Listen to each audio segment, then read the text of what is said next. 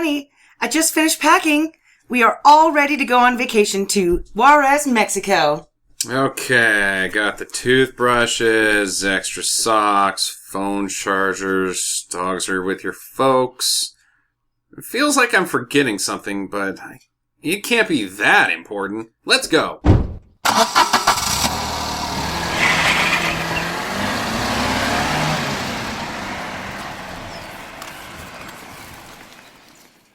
Mommy? Daddy? Child neglect is no laughing matter. Each year, thousands of parents leave their children at home by themselves unprotected. These children are open to dangers such as cannibal attack, overflowing toilets, muskrats, and Jehovah's Witnesses.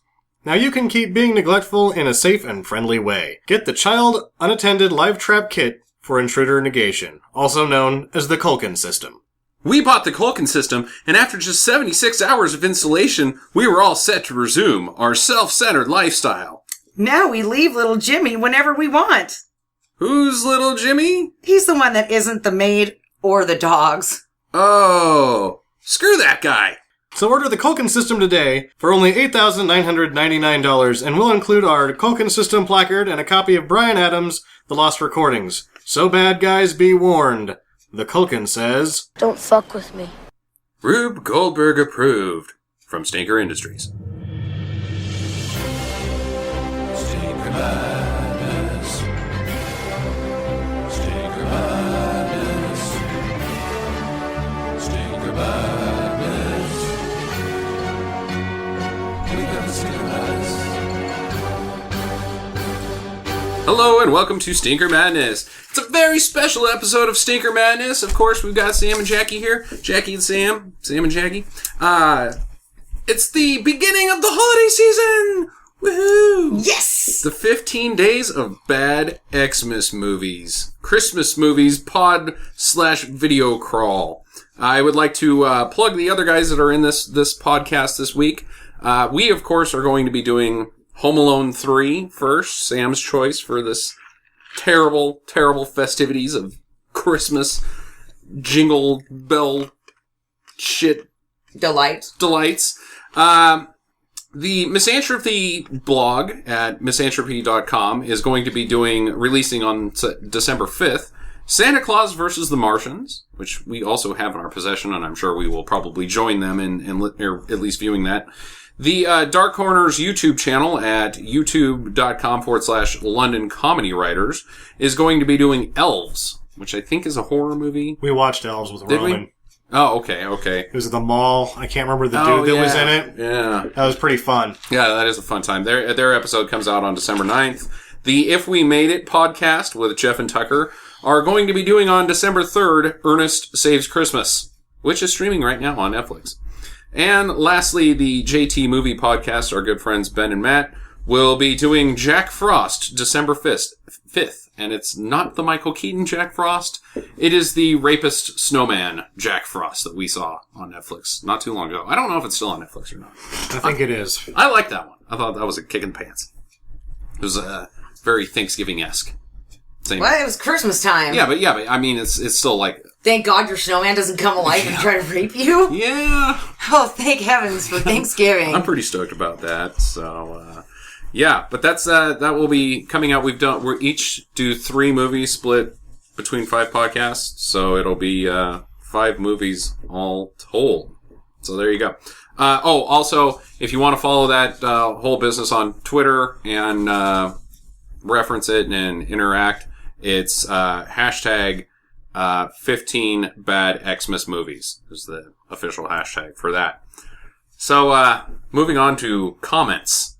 The comments segment of our episodes that we rarely ever do. People commented? Yeah, we had a good one this week off of the YouTube. Off of specifically the A Star Is Born episode. Yes, that's right. People respond to my movies. Now, here's the comment. This is from one Mark Montana. It says, let's see, a 69-minute review of a 220-minute movie, and it's Streisand who is supposed to be the egomaniac? Obviously, you are 3 inarticulate narcissists who love the sound of your own voices. If you're going to take aim at someone like Streisand, who has millions of fans and a legendary career, spanning 5 decades, At least bring something new to the criticism. Oh. Oh, so what you're saying, if it would have been 70 minutes, it would have probably been okay. No, that's what Mark Montana is saying at all. One of my problems with regurgitating Streisand criticism is, other than calling her like a mechanical dinosaur like they did in South Park, I really don't know of the other criticisms, because prior to watching the film, I just stayed away from her as much as I could. Even people making fun of her, I stayed away from it because I just don't like the Streisand. Well, I would like to say thank you, Mark, for the hate mail. Yes. And, Keep it coming. Mark had some other very unpleasant things to say. Mark can burn in fucking hell. He has entered my realm of death and despair. But at the same time, keep it coming. Yeah, sure. Yeah, we love it. I want to say something, though. I could Go ahead. regurgitate what other people think, but considering that I have my own brain and our opinions, you can go fuck yourself. Yeah. I'm pretty stoked that we have inflamed the Streisand fans. That was one of my bucket list items. I wanted to piss off the every single Streisand fan in the universe, so mission accomplished. I do want to rip on Barbra Streisand a little bit more, though, because he was such a butthole about it that he's just made it that I'm now... Hey, let's just go on this. So I found out the other day that there was this photographer guy, and he was down on 3 Mile Island or 19 Mile Island, Pebble Beach, that peninsula, out south of Carmel and Monterey. Mm-hmm. And he's taking some nice scenic shots. He's up on the beach and taking shots of the golf course and some of the tree lines. And apparently Streisand has this monstrosity that's like huge. The biggest freaking home. It's bigger than Tiger Woods' house and anybody else's. And it's like prominent. It's very prominent. You can't avoid it. It's like the shot of the house or the hotel that they use in all of the Puppet Masters movies. Yeah, basically. So he takes a shot of just the landscape. Not her landscape, but the landscape in general of the earth. And her house got in the shot. So she then sued him for... having her house on Earth. For having her house on Earth. And it got such a big deal. Like, he countersued. And he won, of course, because she's a fucking idiot. And it got such a big deal that now that shot is, like, more pressed than he could have ever sold it. It's everywhere. Because of her big, dumb, fat mouth. Nice work, Babs. Oh, and on a side note, eat shit. Why don't we get into the streaming do's and don'ts? Okay. Yeah. That's all you want to say to Mark? To Mark? Oh, Mark Montana? Our hate mail I guy. want to say that Mark Montana is a pretty sweet name.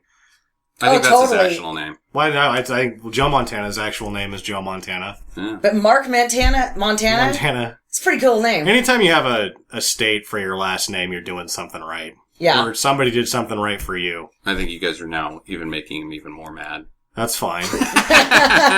Anyways. Okay, if saying your last name is sweet makes you mad, then maybe you're just an angry person. Oh, he is an angry little troll. You should start sniffing glue, Mark Montana. Yeah. All right, so Netflix. Jackie and I watched Snowpiercer with one Captain America. Chris Evans, thank you. And John Hurt and Ed Harris and Tilda Swinton. How did Ed Harris look? I didn't get to watch this one. He looked like Ed Harris. Yeah, really? he looked pretty good. He looked pretty... He looks like a bald guy that could go into space. What about... Anytime he wants to. He looked kind of bad in Man on a Ledge. Was that thing with Sam Worthington that we watched that was so goddamn awful? Did anybody look good in that film?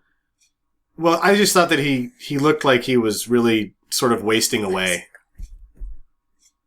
Yeah. And his hair was all stringy. He had stringy hair and he was too thin. Yeah, he made me a little worried. I guess. Yeah, because he's always been sort of a, brawny man. Well, not brawny, but he didn't look sickly, and he looked sickly in that movie. I didn't think he looked sickly at all. I thought he looked pretty good. I didn't even notice, dude. Enough about that. Snowpiercer.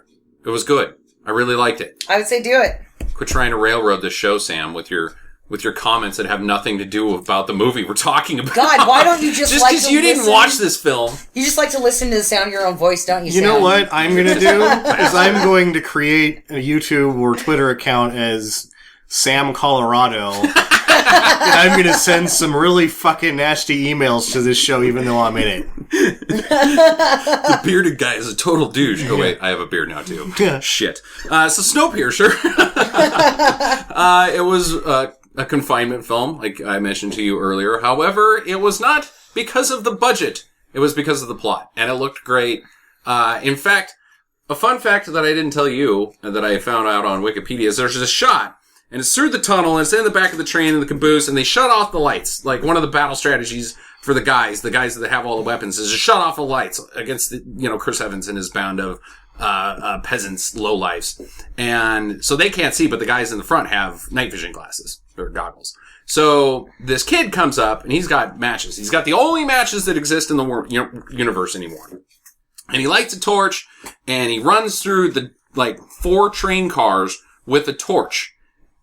It was apparently the only light source in the shot. Oh. No external lighting at all, and it looked fantastic. A lot of times natural light looks really awesome because it makes the movie look like it's real. Yeah, it did look like it was real. You couldn't see guys until the torch got right next to it. It was cool. The whole movie was cool. It was gimmicky, but it was cool. I really like Snowpiercer. I give it a highly recommend. Jackie? I do as well. Yeah. So it's actually a good movie, though. Yeah, it's definitely a good movie. A very good film. Now moving on to the not so good. DeepStar Six. Wow. Oh my god. Good creature feature. It's a space movie in the ocean. Yeah. Well, they're all... Yeah. I mean, it's a confinement film, too. It's a monster movie. Yeah, it is a confinement film. Yeah, you're right. The best part about this film was when that one guy got hit with the harpoon that made his heart blow up. Oh, I liked Miguel Ferrera's face after that happened. Oh, yeah. I killed a guy. I really think that some of the models had been recycled from other movies because the first, they only used the shot of it once or twice, but it was like the first underwater station you saw really looked a lot like the space station in Outland with smoke around it. The some of the equipment as well, and specifically the thing that Matt McCoy dies in, the underwater glove suit. You go underwater and get chomped in half. That was pretty sweet. Yeah, I thought that was a nice set piece. I thought that looked familiar. Oh, just the suit itself? Yeah, just the suit itself. It could. I mean, it's a Coralco movie. They bought stuff and then they used it 8 times, so. Yeah.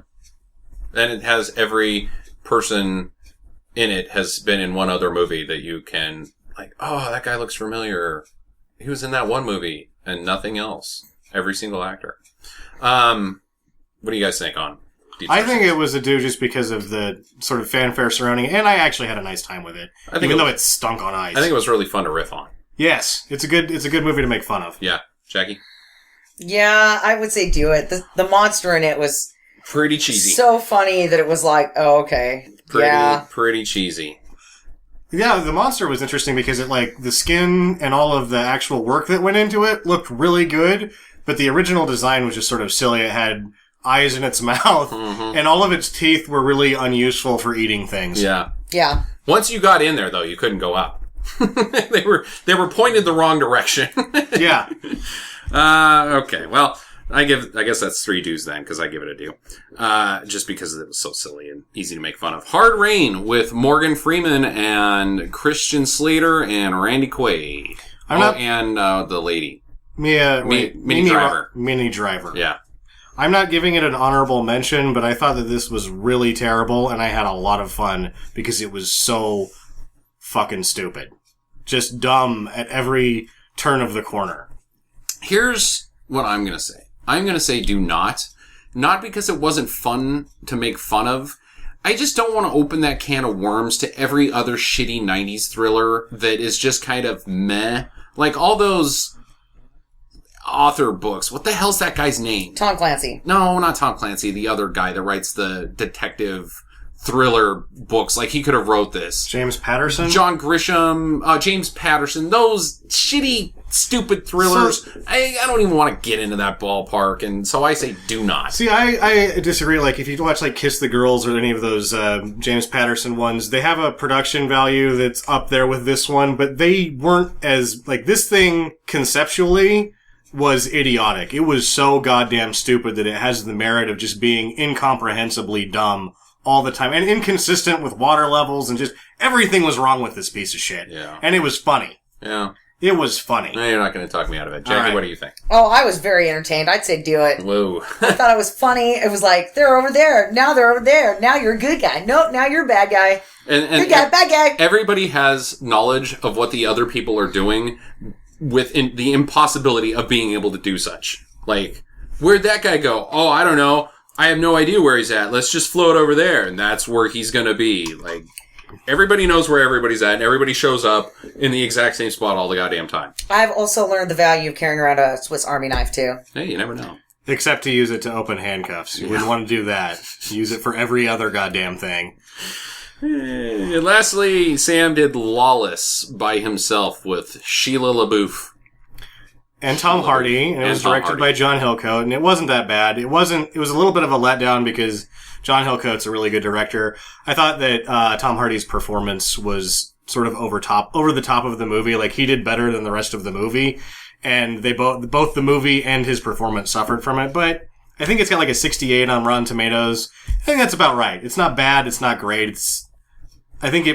One of the main criticisms was there's too much action. There was not too much action. I thought it was okay. Yeah. Huh. All right. Well, there you go. There's your streaming do's and don'ts. Jackie, why don't you give us your rant? So, in the spirit of Christmas and the birth of Jesus Christ, Right. Right. Oh, is that what that's about? yes, Huh. I want to talk about movie births. Movie births. Births. Just So these movie babies- births or Jesus births in movies? Well, we can talk about both, but really, I don't think I've seen the latter. the birth of Jesus. No, I don't watch a whole lot of nativity movies, so I guess that's a good point. So anyway, my rant really is this. Two things really. Okay, so one, the birth scene is always and then the kid's there. Okay, that's the mom. She screams a little, push, and then the baby's there. Mm-hmm. Two, that baby always comes out mostly clean. Might have a few hangers, but he's mostly clean. And then three, it's my third point. The baby is usually fairly large for a newborn. And then my next point is, now if it's a benevolent baby of some kind, right? Benevolent baby, huh? It's gonna be like the savior of the world, or it's like the first child born on Mars or something. Or Simba from The Lion King. Yeah, the baby is never crying when they hand it to the mom. When they present the baby to the mom, the baby's all like, "Oh, I'm not crying." Coo, yeah. He's cooing. He's like all kinds of fucking cool. But if it's just a regular old me and you butthole kid, it is screaming its fucking head off. Butthole. You, me, Mark Montana, that kind Yeah. of butthole. If it's a Mark Montana baby, it is screaming its fucking head off. It's squalling. Its mouth is open, and the dad's always like, "Yeah, it looks like me." Okay. So my point is, those are some pretty big plot holes for birthing, and it's kind of annoying. It's like nobody's going to pass What would you prefer off. to see? Well, okay, one, do not use a 6-month-old baby as a newborn. Well, you okay? can't use newborn babies. There's union laws against that. Why not? Well, there's child labor laws. How is there? What's the age? I think it's probably 6 months. That's so stupid. What's the difference? Well, you could kill the baby. You could kill the baby. Period. Yeah. I'm fine with They're not fragile. using Period. newborns. Well, why don't they just make an animatronic one? They do that a lot, and it usually works. My two examples would be the Brood, one of Cronenberg. the early Cronenbergs. You guys need to watch it. Like, it's a little slow, but it gets to the end, and you're like, oh my god, that's awesome. Robot baby. And then, I think it might not have been animatronic, it might have been CGI, but it was the only part of the movie I liked was the remake of Day of the Dead when the zombie baby gets born. Yeah. The redneck zombie has a baby zombie too at the end of it. Day of the Dead. Or Dawn of the Dead? Dawn of the Dead has Redneck the baby. zombie. Day of the Dead, the remake that had Ving Rhames and Yeah, Sarah that's Pauli. Dawn of the Dead. That's Dawn of the Yeah, Dead? in the remake? mall. Yeah. In the mall, yes. That is Dawn of the Dead. And I think that was animatronic as well. I think it was CGI. both. I think they touched it up digitally. Maybe, yeah. I don't know what you're talking about with the redneck zombie baby. The redneck zombie baby at the end. is not in Dawn of the Dead. I know, but there is a redneck zombie movie which we will be previewing next Halloween. And The name of this film Look forward to that. is going to be a huge surprise next year if anyone remembers. yes. Surprise! Redneck Albert! So anyway, that's my rant is, just use a stuffed plastic doll or some shit. I don't know. Like, it just...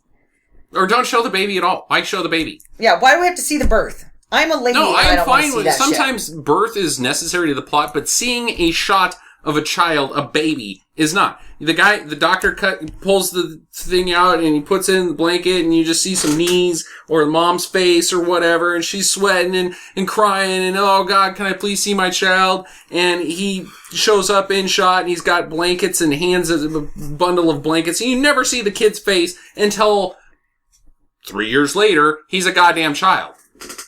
Why do we need to see the baby? Now, I'm with you about the labor pain. Labor is way too short in movies like Spice World. But I guess that one was kind of long because they almost missed their own concert. But, yeah, it's like, Mom, push. Baby. You know what else is a problem? The worst birthing scene ever in any movie, Star Wars Episode 3, Revenge of the Sith. Ooba, ooba, Luke, Leia, end scene! You scoop 2 scoops of babies. It's like fucking Raisin Bran. It's like ice cream. You know what else is a problem is that the afterbirth never comes up. Ever. Yeah, it's always like, okay, and everybody leaves the hospital room. Like, well, what about that other thing that's coming out? Oh, Mom, you can't go yet. You have to stay here for a second in this shame room by yourself while you spit out this. Yeah. What the problem is the miracle of life. It's gross. That you have to watch in It's icky. anywhere from 6th to 9th grade in the United States of America. And I got to change schools, so I got to see that thing twice. And it's imprinted on your brain at a young age, so every time you see a baby born on screen, you're like, that's not what it's like. I remember what it's like, and it's horrible! Yeah. Alright. Well, baby birth. There you go. Yeah. Make it better, guys. Gross Or and don't show it. unnecessary. Yeah. Sam, what do you got on the bullshit for Home Alone 3? Sam's boring bullshit. Well, Home Alone 3 was produced and written by John Hughes, which is a bit of a surprise. That is a shock. Wrote this. Yeah. Effort? How Question many mark? have he got? Question mark? A few movies. I think he did 8 after this one. Huh. But he sort of sat on scripts too that sometimes got made way after he wrote them. This one, I think he just sort of spit it out. As it turns out, Afterbirth. this was the last movie as a 5-picture deal for 20th Century Fox. So this is totally a mail it in. Because as I understand it, Fox can be very hard to work with. So he's just like, get it out of there. Cuked this one up. He just probably wrote the script in a weekend. Yeah. And then production-wise, like, my name is on it, it will get some money for this, and whatever it makes, I will take. And it made some money, so I think he did okay on this, even though he just sort of mailed it in. Good work if you can get it. Yeah, he, of course, did such classic films as Ferris Bueller's Day Off, the Breakfast Planes, Club. Trains, and Automobiles, Breakfast Club, all of those ones. The ones that he did now... He does a lot of movies that he produces and writes, but doesn't direct. Generally, the best of those were directed by Howard Dutch, who did The Great Outdoors, Pretty in Pink. Those were both very good. Sure. And then Chris Columbus directed both Home Alone 1 and 2 and Only the Lonely. That's not true. He discovered America. That's Christopher Columbus. This is a different guy. Oh. Chris Columbus also was a additional writer on Gremlins and I believe wrote The Goonies. Okay. None of those guys are involved with this thing. Yeah, good thing you brought all them up. Yeah, another film, though, that was a total mail-in by Hughes that I didn't know until today was Baby's Day Out. I don't know anything about that. Joe Mantegna's in it. It's not very funny. Mark Montagna. This was directed by Raja Gosnell, who was the editor of the first 2 Home Alones. And the editor on Miracle on 34th Street, also written and produced by John Hughes and not directed. Other films, Beverly Hills Chihuahua. There is jack shit about Home Alone in this. Oh, it's whole getting thing, there. isn't No, it? there is not a lot about this. Well, he also did Beverly Hills Chihuahua and both the Scooby-Doo and Smurfs duology. Hey, my nieces and nephews loved those. Yeah? Yeah. Well, this is the first... Riveting. beyond Hughes mailing it in, the other two Home Alones were directed by Columbus, of course, starring Macaulay Culkin, and John Williams did the music. None of those guys are involved with this one. Who is Alex D. Linz. He's also the star of Max Keeble's Big Movie. That's a great film. And then he's a that voice I've never heard actor. of. Do you have anything about Is he the the actual Home Alone 3 This that is we're the guy watching? that's in it. Is he the kid? He's the kid. Oh, okay. Alex D. Linz. He's also the kid. He's also Max Keeble's in Max Keeble's Big Movie. All right. Okay. Okay. Yeah. Put that on my to-do list. Evelyn Morris, his mother, is a Broadway star. Mm-hmm. Scarlett Johansson in her 6th theatrical appearance. 6? Really? Her first was North. Okay. The Ollie North? No, North, that one about the kid that tries to, gets to choose his parents or something. I never saw it. Hmm. Rob Reiner directed it. Yeah, I think I've heard of that. Yeah, it was a big deal. Yeah, okay. All right. Culkin didn't do it because he didn't think that he could do anything else with the character. Really? Huh. Weird. Originally, they were supposed to do 2 and 3 back-to-back, probably to get everybody that's in the first 2 to do it again. Mm-hmm. I think they all said, go fuck yourself. Mm-hmm. This is the last of the 5 to be released theatrically. The other 2, Jesus, two no. were made for TV. Oh, boy. This is the only one that takes place after Christmas. Uh-oh. You guys made me do this instead of Home Alone 1. Oh, Just remember that. This might not even be a fucking Christmas movie. oh, boy. And then, it wasn't just you two, it was everybody else in the other podcasts. I would were like to really- say, do not throw me under the bus. I said we could do the first Home Alone. Okay. This made $79 million against a $32 million budget, which is a success. Yeah, it's not bad. And they made a novelization of it. What? Oh, God. I don't know if they've ever really stopped doing that, but oh boy. Who buys those? Kids that are 8? Yeah, but why even bother? Remember when you went to school and they had that really crappy leaflet that would come out, Scholastic, the Scholastic Book Club, Yeah, I love Yeah. that shit. and you couldn't find anything else, so you got this. Yeah, I guess that's a good Because you get point. the free one for selling so many fucking chocolates or whatever Yeah. the hell it And was. I don't need another book about ants. So I had already read all the Hardy got Boys. the dinosaur book. Good. And frankly, the Hardy Boys are assholes.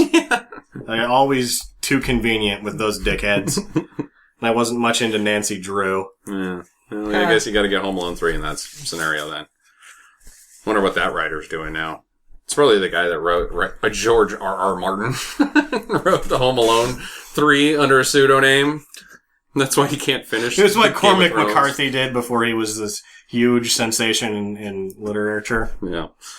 So here's your improv. This is Sam will be playing the role of what's this douche's name? Alex D. Linz. Alex D. Linz. I will be playing the role of Michael Oliver from the Problem Child series. Jackie will be playing Tammy Urine. from Pippi Longstocking. the New Adventures of Pippi Longstocking. And the subsequent sex tape. Yeah. I know we want to start this out. You want to go ahead and take point here, Sam? Where are we at? We're at the rehab thing. Oh, we're at rehab. I didn't know if we were doing that or the high school reunion. Oh, no, you wanted to do the high school reunion. I don't care. Let's do the high school reunion. Doesn't matter. You take point, Jackie. Pull it together, Tammy. Here we go. I was in a major motion picture. I'm looking TV good. series. Whew, here we go. I'm going in. Look, there's Sam. I should go over and... Sam. My name is actually Alex D. Linz. Oh, You may remember me from such films as Home Alone 3 and Max Keeble's Big Movie. I actually played Max Keebles in that film. really? Yes. Do you recognize me from anything? Yeah, I just watched you smoke a dude off on the internet. Well, before that, I was Pippi Longstocking and the Adventures of Pippi Longstocking. And that makes me feel creepy. Yeah, well, I'm a serious actress. Pippi Longstocking. More like Pee-Pee Long Dicking. Oh! Hey guys, it's me, Michael Oliver. You remember me from such films as Problem Child 1 and 2. John Ritter. Me? Great. No, actually, I don't know who the hell you are. You went to high school with us? No, I did What not. are you doing here? I had no place else to go. It was at a rehab. Oh. We decided not to do the rehab thing. You know, there's a free mini bar. Minibar, see ya. You know, it'll keep you out of the rehab. Voice acting. Yeah, I do a lot of it for cartoons. Anybody else working besides Snorkel over here? You know, I did try You can really hold your breath, I'm telling you. You ever think about pearl diving? I was really trying to get a role for the Snorks, I mean, and they didn't want me, and I was trying to prove that I could really bring something to the scene. Hey guys, I'm back. I got some Xmas. They have Zima here? Yeah, hell yeah. Shit, this is like going back to high school. Well, it is. I never stopped drinking Zimas. Oh, man. Where They're did you find crisp that stuff? and cool and delightful. Zima. Nobody's going to hire you for a Zima commercial. What are you doing? I didn't want to be a ginger. I wanted to be on Solo. You know, if the Zima people wanted to do a commercial with a 2x4 stuck halfway down somebody's throat, I know who they could hire. Huh? All right, you know what, Tammy? I'm sorry. I'm just doing this because I would like to hang out with you later, if you know what I mean. Well, okay. Like, you're still working? Maybe you can get me a part as a voice actress? Yep, you just gotta, get into a different sort of character. These are children's shows that I'm in. In fact, you might have to change your damn name. You're all over the internet. I'll produce them. Oh, yeah. If you and I have to have a secret alone meeting to plan things, a planning strategy meeting, just you and me in my trailer, I mean, the Marriott, I mean, the Motel 6, I mean, a van. So, I'm just gonna go now. I'm gonna go get to my chopper. You're gonna get to your chopper? Porn must pay. It must.